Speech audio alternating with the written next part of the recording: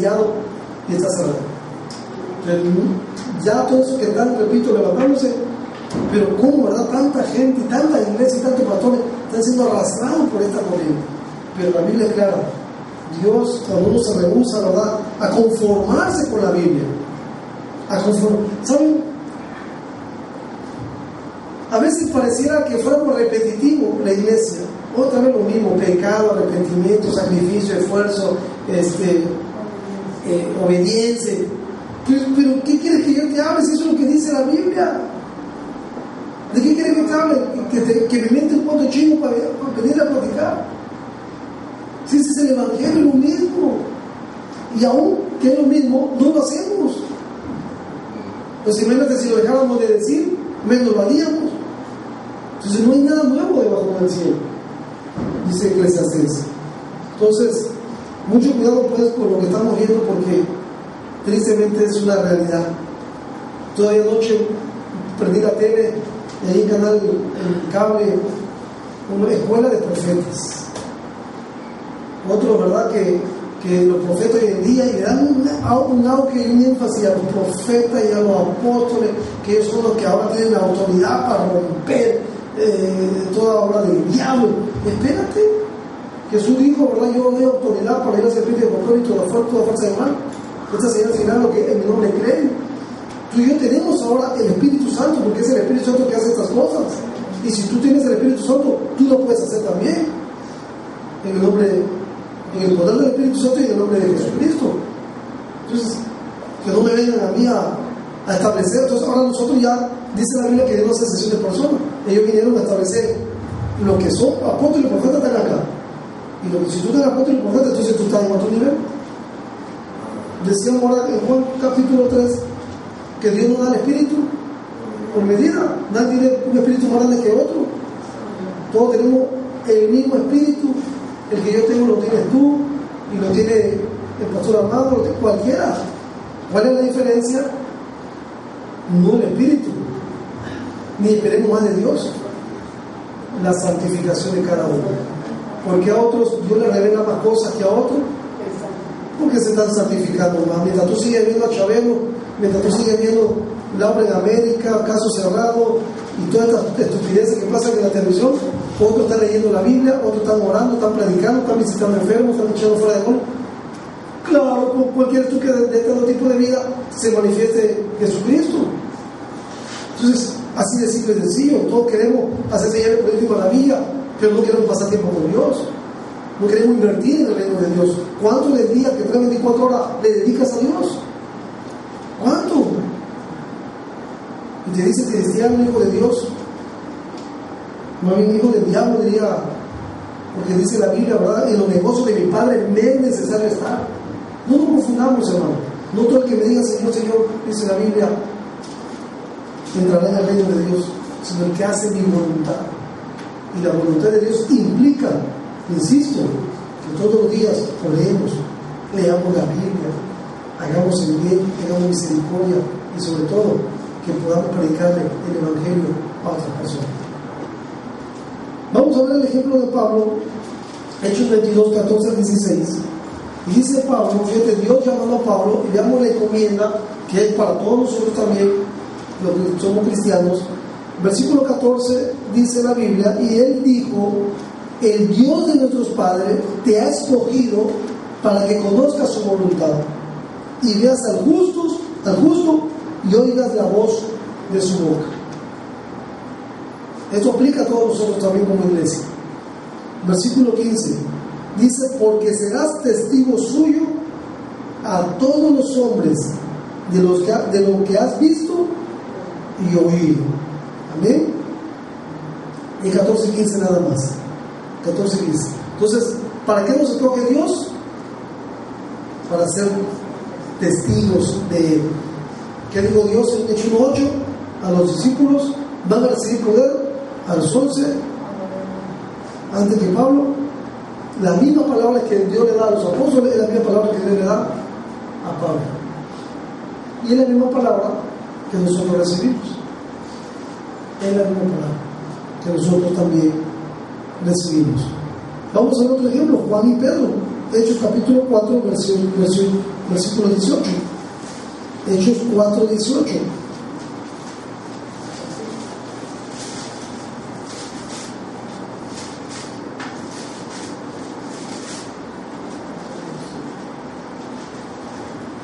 Estamos viendo que, y vamos a ver más adelante igual que Pablo efectivamente fue testigo, bueno, creo que no lo dudamos, ¿verdad? Pablo fue un testigo eficaz de Jesucristo, de la predicación del Evangelio. Pedro y Juan igualmente. Hechos 4:18 dice la Biblia, y llamándolos les intimaron que de ninguna manera hablasen ni enseñasen en el nombre de Jesús. O sea, el concilio habló a Pedro y a Juan, ¿verdad? Y le dieron, lo amenazaron, lo intimaron. Cuidadito si vuelves a hablar o a enseñar toda cosa que tenga que ver con el nombre de Jesús. Versículo 19. Mas Pedro y Juan respondieron diciéndoles, juzguen ustedes si es justo delante de Dios obedecer a vosotros antes que a Dios. Versículo 20. Porque nosotros no podemos dejar de decir lo que hemos visto y lo que hemos oído. Ya dijimos qué cosa es un testigo. Alguien que dice lo que ha visto, lo que ha oído, o lo que conoce, y que proclama. Alguien, ¿verdad? Como vimos la definición de lo que es testigo. Entonces, vemos también pues que así como Cristo le dijo a ellos que les serían testigos, efectivamente, ¿qué hicieron los apóstoles? Lo que Dios le había dicho. La prueba está que aún bajo amenazas, y más adelante dice que ellos siguieron qué cosa.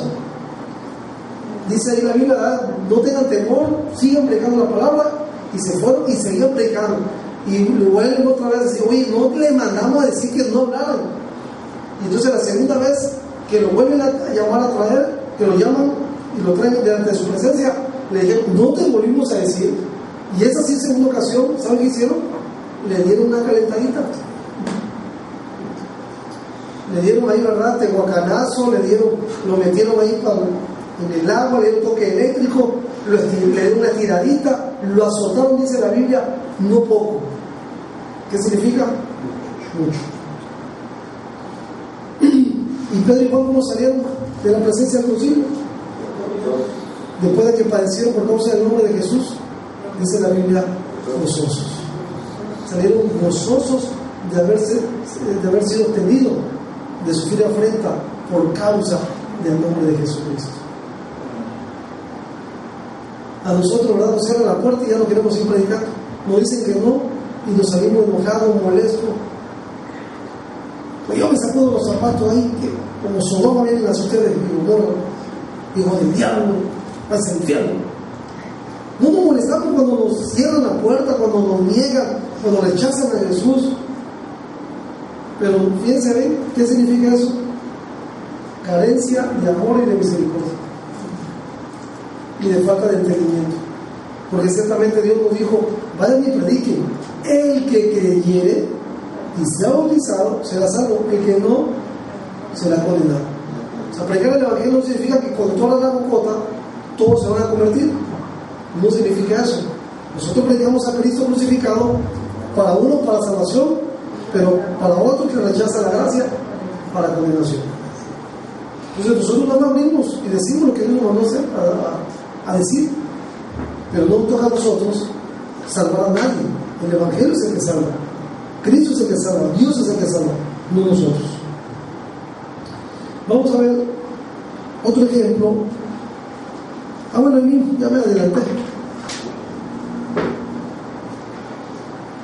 Hechos 4:29. Hechos 4:29-31. No me adelanté, simplemente vamos a ver otro ejemplo. Fíjate lo que pedía la iglesia cuando fueron amenazadas para que no hablasen en el nombre de Jesús. Fíjate, no agarraron y dijeron, Señor, te pido que hagas caer fuego del cielo y que se mueran todos esos desgraciados que no quisieron escuchar o que no golpearon, Señor. Fíjate la misericordia de Dios, el amor de Dios. Cristo dijo, por causa mía, ¿qué iba a suceder en el mundo con ellos? Los iban a aborrecer. Por mi causa Si a mí me aborrecieron, a ustedes lo van a aborrecer. Si a mí me persiguieron, a ustedes lo van a perseguir también. Así que seamos conscientes de esta verdad.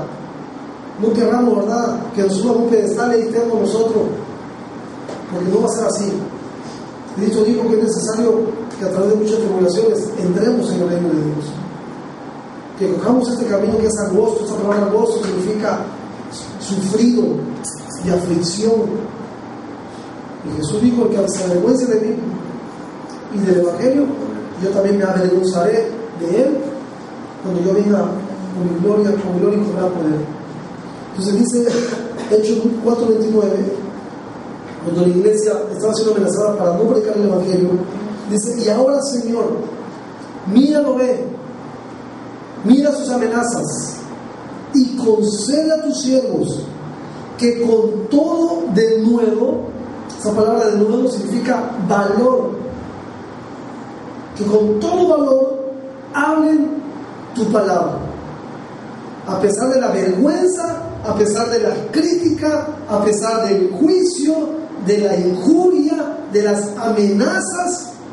Dice que la iglesia oraba no para que ya no abrieran más la boca, no para que se llevaran a sus enemigos, no para que hicieran caer fuego del cielo sobre lo que no querían escuchar o lo que lo habían amenazado, sino para qué, para que a pesar de cualquier circunstancia o cualquier oposición que ellos estuvieran experimentando, tuvieran el valor, que no se achicopalaran, que no fueran cobardes, que no se acobardaran, sino que con un valor, con denuedo, siguieran hablando la palabra de Cristo, el Evangelio de Cristo.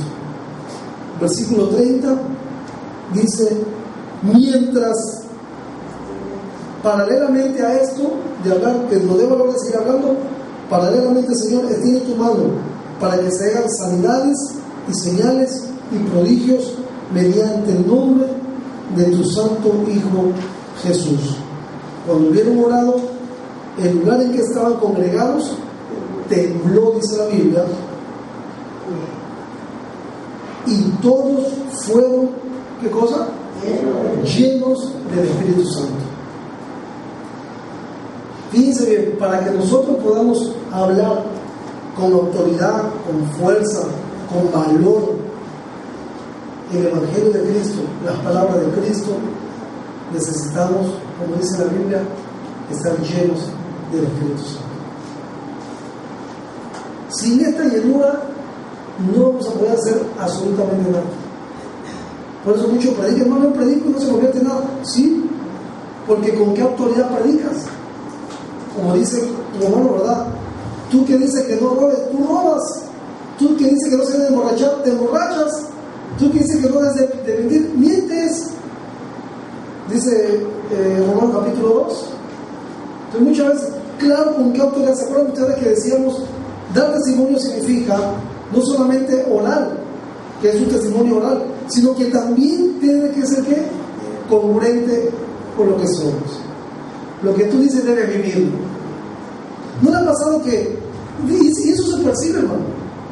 Como una persona verdaderamente está viviendo el Evangelio, se está santificando, tiene comunión con Dios todos los días, ora la Biblia, predica, hace misericordia, hace todo lo que Dios le manda que haga. Cuando predica el Evangelio, cuando va y te habla y te predica, tú sientes que hay un fuego dentro de ti que te acongoja, que te apachurra el corazón, que te hace sentir cómodo, que dice: sí, tiene razón el hermano, sí, es verdad, y te compuja ese corazón. ¿Sí o no? Pero ¿cuántos predicadores hay que lo que se suben al púlpito y predican? Si tú no estás viviendo lo que vienes aquí a predicar, ¿sabes qué? Va a ser dulce a nuestros oídos, pero no va a llegar acá. Yo recuerdo que cuando de la iglesia donde llegamos, predicaba la palabra, una característica de que realmente es Dios a través de nosotros y que es el Espíritu Santo el que está orando, es cuando nos quedamos meditando. En primer lugar, cuando hay un silencio. Eso quiere decir que la palabra está, ¿qué cosa?, trabajando en nuestro corazón. Es cuando ahí de tu lugar te sientes convocado. Pero también hay otro grupo de hermanos que después de predicar, hermano, tuvo un precioso mensaje, estuvo buenísimo, y le preguntan a los días de qué trató, no se acuerdan.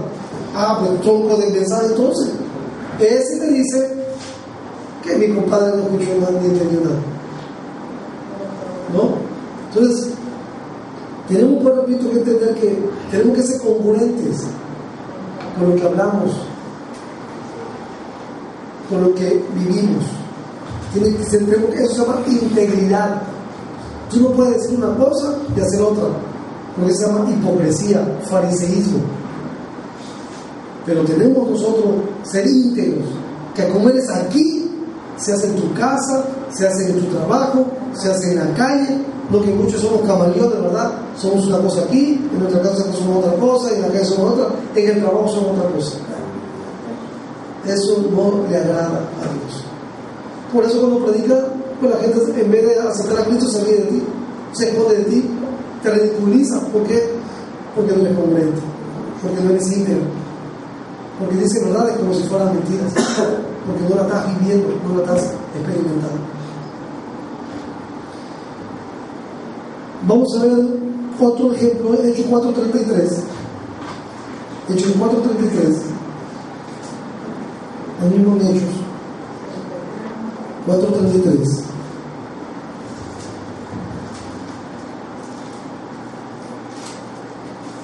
Dice la Biblia, y pongan mucha atención en las palabras, hermano, porque eso es importante que nosotros entendamos el significado de cada palabra y que pongamos mucha atención a las palabras de la Biblia. Dice así, Hechos 4:33, y con gran poder los apóstoles que hacían, daban testimonio de la resurrección del Señor Jesús.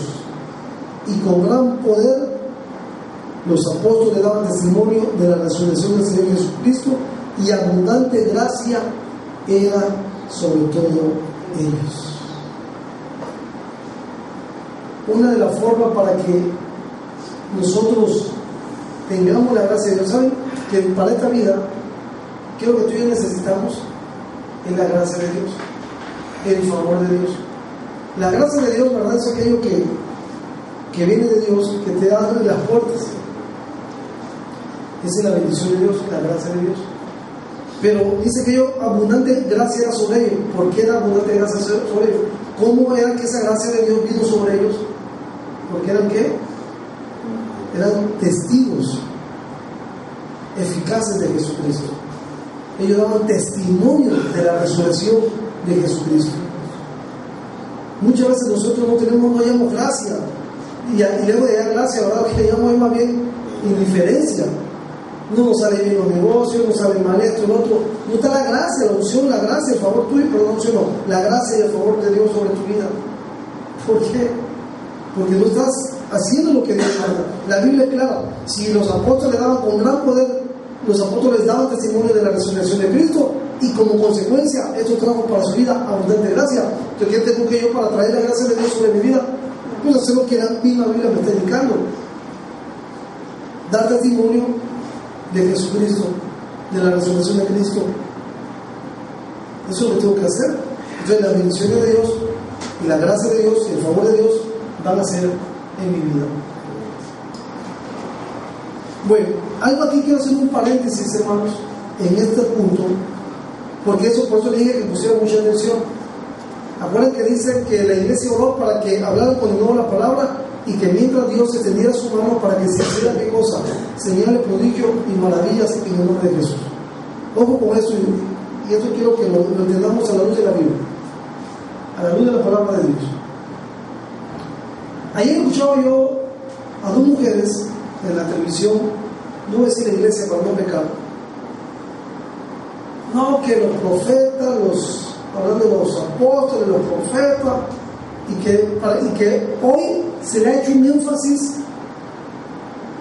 desmedido a lo que son las señales, los prodigios, las maravillas, a todo este tipo de cosas.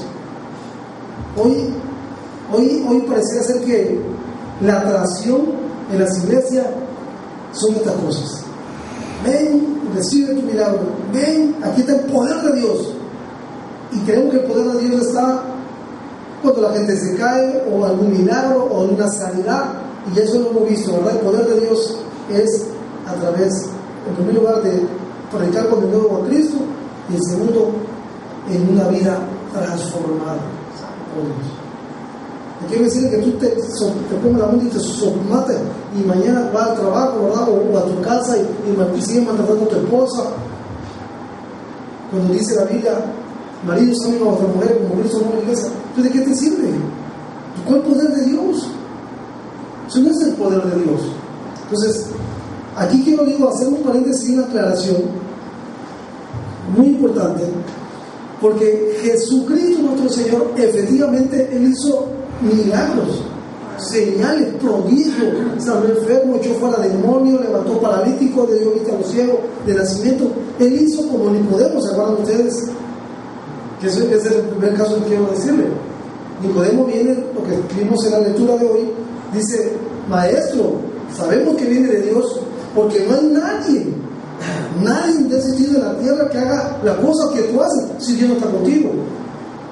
Nunca se había visto a un paralítico de nacimiento que fuera sanado, o un ciego que le fuera de vuelta la vista, o que resucitara a un muerto como el caso de Lázaro. Eso no se había visto. No sé si.